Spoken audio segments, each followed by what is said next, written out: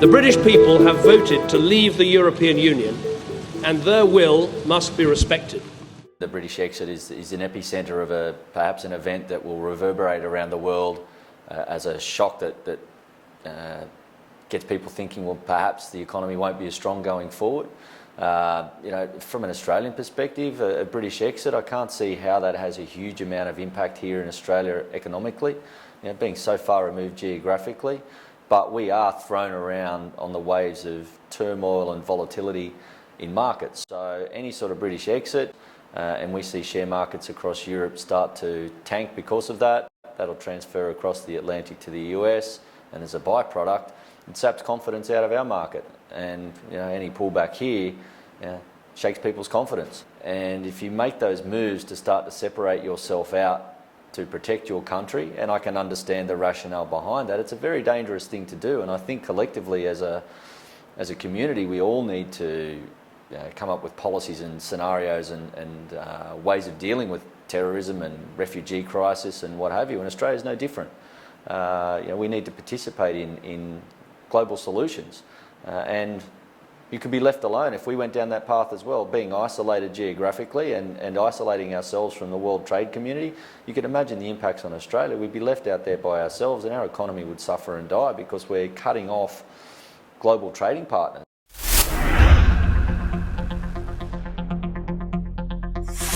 Britain opts out, the French say, well, if you do it, we'll do it. And you've got 10 or 15 of the world's biggest economies started to become insular.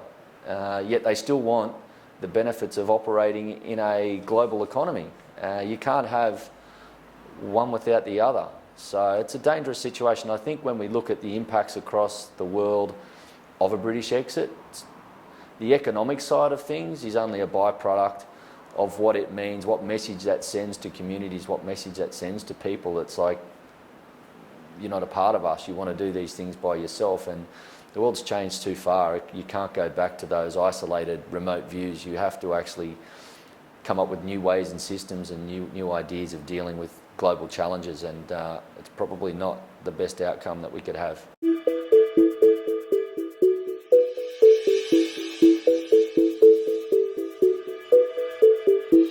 I don't think it does. I'm not a political or an economic expert on the ground in the UK, but they've got their manufacturing base is gone.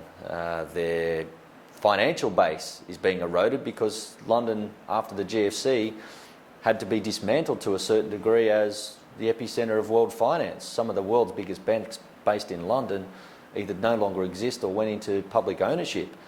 So that financial backing, or that financial centre of London, doesn't exist anywhere near what it used to be. So you go down a path of an exit and no oil, no natural resource, a declining or a smaller banking and finance sector than they've ever had. You go, well, where are you getting your growth and your opportunities from?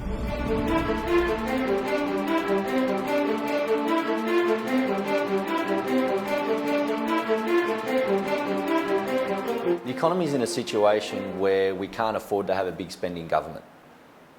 We've got a massive debt pile. The exchange rate at say 73 or 74 cents, because we're borrowing offshore and we're in US dollars or in euro, our interest payments have gone up. That puts more strain on the budget because a greater proportion of income has to be directed towards serving interest payments based on the dollar declining.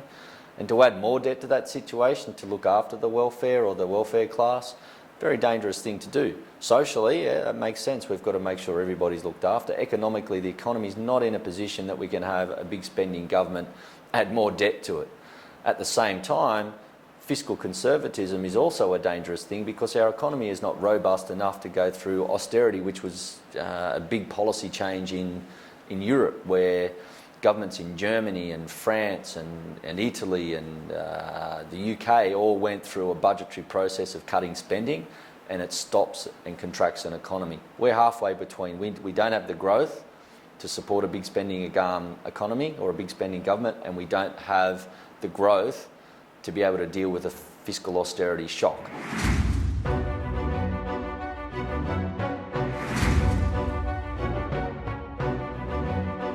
New South Wales would be a beacon of perfect economic management in the world.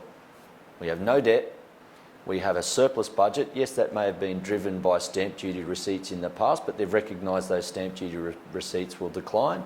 They've targeted foreign investors, and that's more a political play by trying to improve housing affordability and stopping land banking, which I totally agree with.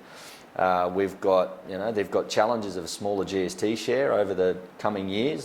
The federal government is penalising New South Wales for good economic management, but they just get on and do what they can with what they've got. And they've run a perfect game plan and long-term plans around infrastructure and long-term plans around technology. If you were anybody in the world and you wanted to live in an economy that's got all the hallmarks of growth and opportunity and the shock absorbers to deal with external shocks or another GFC type scenario, New South Wales is the place you would want to be.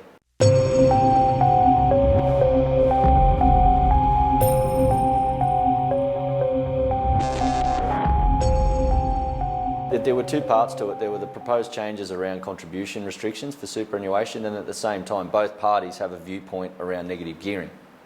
Very different, but they've both looked at that negative gearing aspect. So if you look at it in isolation and the proposed changes to superannuation, you would have automatically assumed people would have gone outside the superannuation system.